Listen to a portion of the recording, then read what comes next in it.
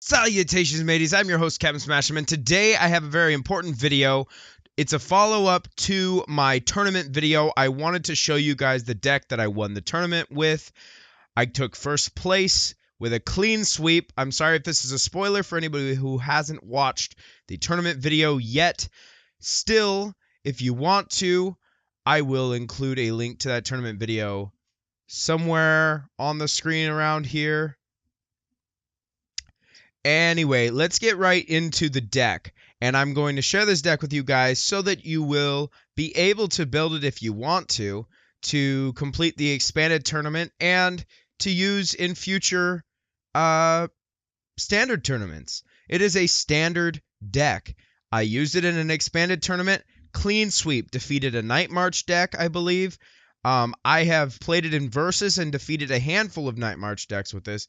Night March is basically irrelevant most of the time. I would say 4 out of 5 games against Night March, this deck wins. 1 out of 5, they get lucky and they do end up winning. But for the most part, this deck will destroy a Night March deck. So let's get right into it. I named it Swooty. This deck came to me courtesy of one of my viewers, Aaronspokemon. Awesome dude, totally hooked me up with his deck list and everything, and I built it myself. And let's just take a look. Let's just take a look right in at it. Yeah. As you could tell, I was using the gold box, and I'm using the gold sleeves that I got from the tournament. I probably will only use those for this deck because this deck was the one I used to earn those cases with. However, I will attempt that tournament in the future with another deck. If I can win with that deck, then I will also use those sleeves and box for that deck. Just kind of to make sort of a legacy, sort of a give my deck something special to differentiate it from my other decks as far as, you know, I kind of like having a story to the decks. So this deck started out a little differently than the way that I play it. The optimal way to run this deck will be with 2 Shaymin-EXs, which I do not have 2 of. When you put in a second Shaymin-EX, what you're going to do is take out one of the really base trainers. So I would probably take out a Trainers Mail if I had a second Shaymin-EX. I wouldn't probably run more than 2 because you definitely do need those other cards to make this work properly. Then, as you can see, we have 3 Oddishes, 2 Glooms, and 2 Vileplumes. That is where your irritating pollen is going to come from. You need this. Each player can't play any item cards from his or her hand. And if you notice, this deck has only item cards for getting the Vileplumes. Basically, these are meant to be used to get Vileplumes, or you could potentially use an Ultra Ball to pick up something else if you need it. But for the most part, these are for picking up Vileplumes. Once you have a Vileplume, these will be shut off. Ideally, you'll play your item cards out before you complete the Vileplume. And we've got Forest of Giant Plants to keep the Vileplume evolving at a faster rate, because we can evolve them on the same turn we play them, which means potentially a turn 1 or turn 2 Vileplume, though I would say more than 50% of the time it's a turn 3 Vileplume. It really depends. But the Vileplume's not the only thing that matters in this deck. Next, 2 Glaceons, and the reason that Glaceon is so good is because of Crystal Ray's other ability, which is during your opponent's next turn, prevent all damage done to this Pokemon by attacks from evolution Pokemon. That means if your opponent has Pokemon that have evolved, we're talking breaks, we're talking just stage 1s and stage 2s, anything other than a basic, Glaceon, once she's attacking with Crystal Ray, is immune. Then we have 3 Regices. These are extremely important because most decks are running EX cards, and his attack's secondary ability is that during your opponent's next turn, it prevents all effects of attacks, including damage done to this Pokemon by Pokemon EX. So now he's immune to EXs. So you can have a Pokemon immune to EXs, a Pokemon immune to evolutions.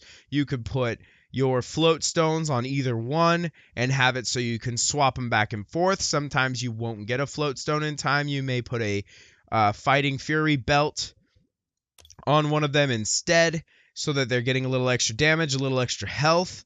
Sometimes you'll use a Fighting Fury belt on an Oddish or Gloom if you get that early game and you have to play your basic out and you don't have either one of these to start off with, just to give you a little extra time, a couple, potentially an extra attack from your opponent before the Gloom goes down and potentially the Vileplume goes down until you get one of these. Then, for trainers, what's important to have is 3 level balls, 3 trainers malls, 2 if you get a second Shaymin-EX for your deck, 4 ultra balls, 4 Forest of Giant Plants. I've tooled around with 3 and gone back to 4 because the consistency wasn't exactly high enough. Then, Lysandre. You want 2 Lysandres. At one point, I switched out one of my Lysandres because they're not as relevant as they could be. I switched out one of my Lysandres for a Delinquent. Discard any stadium card in play. If you do, your opponent discards 3 cards from his or her hand. This is a really useful card if you're falling behind and your opponent has very few cards in their hand. This will take down your Forest of Giant Plants, which you may potentially not need, and add the utility of being able to trade that for discarding 3 cards from your opponent's hand at potentially a very crucial moment. This is something that has worked out for me, but that is not in the deck that I officially used to win the tournament. Next, you have 3N, which, of course, we all know what that does. Each player shuffles his or her hand into his or her deck. Then each player draws cards for each of his or her remaining prize cards. A great card if you're falling behind or if you're even with your opponent. Not a very good card late game if you're in the process of winning because your opponent will eventually be drawing more cards than you. In some cases, it is better to choose something like Shauna. That's why I have a couple of Shaunas in here instead of a 4th N. And then Professor Sycamore, the best, most useful card that you can possibly have. You need to have 4 of those in there. Then I have 2 Shaunas, and I have 2 Skylas. Search your deck for a trainer card. This can come in handy at a very crucial moment. Right before you play that Vileplume, for instance, you may want to search your deck for one of your tool cards to play it on one of your Pokemon or something. Or you may want to search your deck for a Lysandre because you're just, you know that next turn you're going to want to swap from one of your opponent's EX Pokemon to an evolution or from an evolution to an EX so that your Regice or Glaceon is fighting the one of those 2 types of Pokemon that are going to be unable to harm it. So that's a time where you might grab a second or a Lysandre out of your deck. Another thing that I would suggest doing with this deck, potentially if you want to change something, is to maybe keep the 2 Lysandres and potentially drop off an N for a Versus Seeker and drop off a Shauna for a Versus Seeker and maybe drop off a Tierno for a Versus Seeker. Because Versus Seekers might be useful for going back and grabbing something else out. Next, we have 2 Tiernos and 2 Fighting Fury belts and 3 Float Stones. Potentially, you can get away with 2 Float Stones. It really depends on what other cards you choose to put into this deck. Another thing that I would consider changing if you're going into Expanded is potentially putting in things like Enhanced or Enchanted Hammer and maybe a Hex Maniac.